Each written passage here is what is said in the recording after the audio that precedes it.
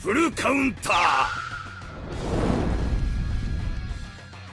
Alright lads, welcome back to the Grand Cross video, and as a global player, a global main myself, one, it's annoying we have to wait at the time to even get the character in the game, but I always get a question because we're typically with festival characters, new people come towards the game, so people don't know the schedule behind JP and Grand Cross Global, especially since it's been quite confusing this last 2 weeks with the fact that we were actually ahead of JP by a few days time. But if you do not know, next Tuesday, so January the 3rd, we will get the release of Purgatory Meliodas, of Trillion Dark Meliodas on Global, and we get the exact same update. A little bit possible, not guaranteed though, that it could come one day earlier, so we could get it on a Monday, or I think they would start counting down sometime soon. But last time they counted down to it, they put it one day early, then put a gap in between. So see what I mean? The global schedule is so weird sometimes. But what I want to do is do some summons. Once again, not really a summon video. I don't really play JP too much, so we have a few diamonds they've given out for free. And if you are low on diamonds, since, well, we just got, obviously, Ultimate Escanor, then there is good news at least. We are getting 300 free gems just by logging in for a whole month. So whatever you diamonds you have right now, just calculate the fact that you're going to get an extra 300 diamonds by the time the banner does leave. And you can roughly get around 300 to 400 free gems a month, basically. Alright, we didn't get a single SSR in 6 multi, so it's kind of classic for Grand Cross, right? So one thing I missed in my yesterday's video, because I didn't even realize, because it's a new thing and I didn't really clock onto it, but there is a paid banner, as you can see right now. So I believe there's no possible way to get this free to play. You have to spend money for it. And if you spend money, you are going to get higher rates, which, how do I like this? It's good because once you get higher rates, people spend a lot of money in this game, so the fact you can get higher rates is always nice. But also, the bad thing is it doesn't apply towards the pity. So I believe you can only buy, I think, around 3 multis of this banner. And after that, you can't buy anymore. I mean, you could get nothing, but everyone on the banner, including, and especially the main character right now, has the highest rates on the banner. But after my luck I just got, I guarantee I won't even get an SSR on this ticket. So I'm not too sure I'm going to buy this, but I probably end up will. Would I like this to keep returning?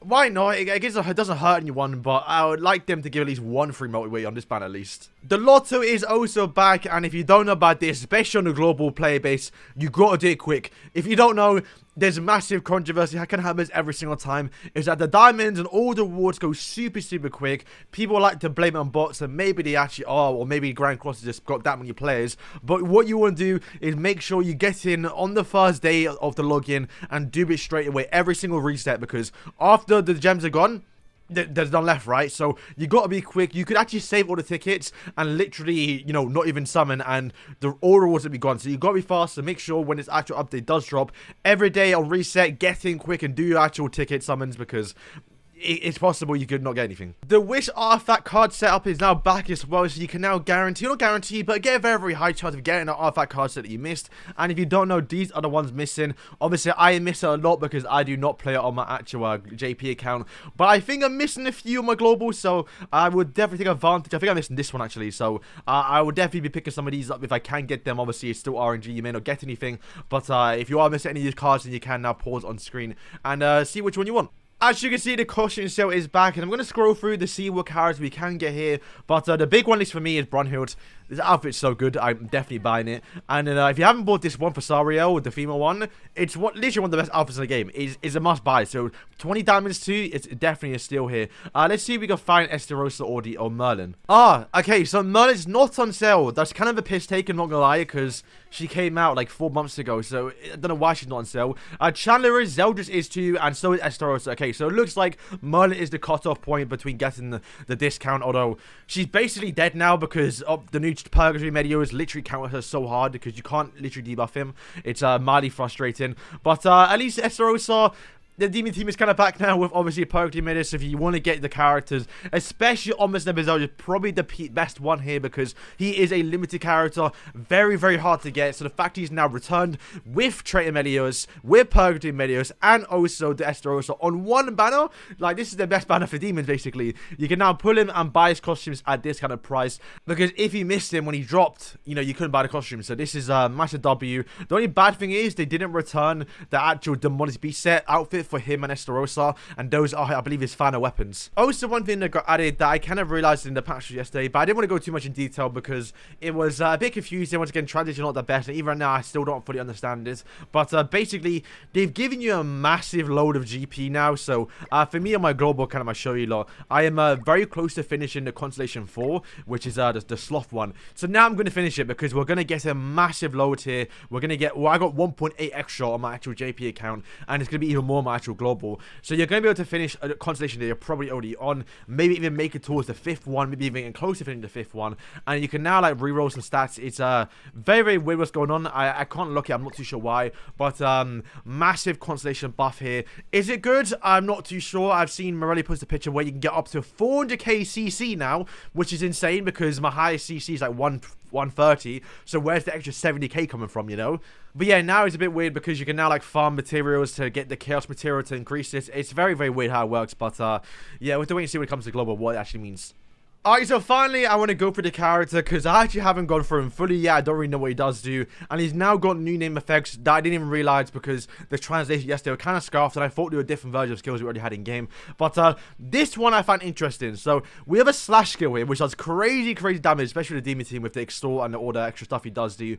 But he deals additional damage equal to 50% of the pierce of the hero's pierce, which is actually a good thing because Chandler increases the pierce of demons, and also makes sense Chandler and Meliodas are like a duo a little bit. So I'm very glad this is a skill because Purgatory Meliodas is going to be a must use for demons. So now that Chandler is somewhat relevant and maybe used in a sub slot, this is going to make him do even more damage. So Chandler is a must. Unfortunately not on the banner, and he's still not even on the actual ticket summon either. You can't summon him, but Chandler was on the actual ultimate Escanor banner, so if you pulled him there then you can use him. However, you know, you really want to start first with the demon team, and Chandler may hurt your CC, so you may want to use better characters. But yeah, this skill looks like it does alright damage. I've seen I think Tony posted a picture where he did 1.2 million on tier 1. Granted, I believe that the character was probably extorted by Estarossa, but yeah, it is a bit crazy. And we have Fenzi. So Fenzi does additional damage for every 1% of the enemy's remaining HP, and also 2 times pierce. So yeah, literally this character is a what's it, remain HP, so it's like reverse flood, I guess, kind of what I call it. And also pierce as well. Pierce is 3 times, but this is 2 times. Plus you're doing the additional damage too. Like, this is unironically a pierce unit without the character being based on pierce. So I kind of like it actually. So yeah, Chandler, bro, it's going to be a must have for this guy because he literally needs all that extra pierce. Chandler, if you don't know, I hate the way they made him in the game, especially with his tier 1 card and his actual ultimate effect, but at least the passive was good, and now they've made it even better. The ultimate is kind of insane, so what it does do, basically, just to kind of dumb it down, it ignores basically the criticisms and crit defense, so you'll crit him more often, and you're also doing more damage with your crits, and obviously it does scale up the more dupes you get, but not that bad, to be fair. I mean, like, 60% ignoring the defense, granted it does get a lot higher, but like, these are not bad even at 1/6, I think. The only bad thing is the damage suppression, the damage cap, basically. However, you know, this ultimate, especially with the demon team, likely will kill depending on what you're using at 1 or 2/6. The only problem is that ultimate Escanor does get obviously debuff immunity and damage immunity when he does die. So if you don't have that damage cap, then Escanor could possibly kill you. So I do see his character being needed to be 6/6, maybe at the higher ends when you do start versus 6/6 ultimates at higher ranks. But I think usable at 1/6, 2/6 should be alright. Alright, so you can see that his ultimate is so long, but it's actually not that confusing. Basically, whenever you use 3 skills or get attacked 3 times, you then go into your true magic form, basically. He's not transforming, nor is it his actual true magic form. But when he uses 1 skill, he'll do a massive power-up attack, which basically just increases damage by 40% if you're attacking an enemy with a stance or a debuff. So you have to make sure you have debuff skills. So bring in someone like Zeldris, who can obviously apply effect, or even bring in Sario Grace, that we can always have like 2 or 3 turns of a debuff on the character, would be pretty good. Plus Chandler as well is giving you like 40% damage increase for every debuff on the field, per debuff as well. So yo, this character was made for Chandler in a way. It's so sick, so I love how they've done this. But yeah, boys, that is basically it, man. Purgatory Meliodas is coming out in a few days time, next Tuesday, 5 days time basically, and I'm really excited. As you can see right now, this is my global account. I just have enough gems to get him, and I guarantee you, because it's too good to be true, with the fact that we got back-to-back peak banners with Escanor and also Purgatory Meliodas, with his banner being such a good banner, man. I mean, look at it, it's insane. The only bad thing is a few of the stinkers, like obviously, yeah, this Meliodas here. go for even Shin as well as an area. But the banner is so good that you know something's good coming after it. And I can guarantee you, I feel like they're going to drop AOT after this banner leaves, because like AOT is the most wanted collaboration to return, or even Fate if they're still doing Fate. But something big's coming after this banner and I can kind of feel it. But yeah, boys, that is all for today. Hope you guys enjoyed today's video, and hopefully you guys are now up to date about what's coming, and hopefully you're getting ready for this banner to drop on global. I know I am. So boys, thank you for watching, and yeah, peace.